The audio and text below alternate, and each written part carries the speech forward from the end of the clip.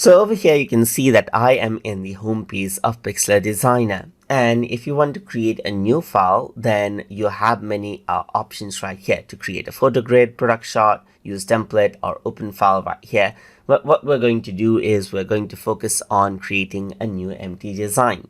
So all you need to do is click right here and then name out the project as you like. Let's say, for example, I'm going to go around and say this is TutorTube project right here, just like this, and then you can select the width and height. Right now it's 1920 by 1080, but let's say I want more of a square design, so I'm just going to say 1080 by 1080 pixel right here.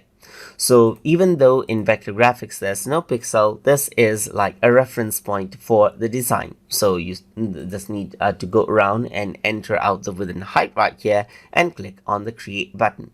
So once you do that, you can see that there's the 1080 by 1080 design right here. And now you can simply start going around and then add in different elements right here and start designing. So this is what you have. So you can see that this is what you have right here, and you can simply go around and start designing right here and work around with the objects that you place inside a Pixlr Designer. So throughout this tutorial series, we're going to see how we can work with different elements and then arrange them as we like and export them in different formats. So hope you guys learned something as always. And as always, please like, comment, share, and subscribe.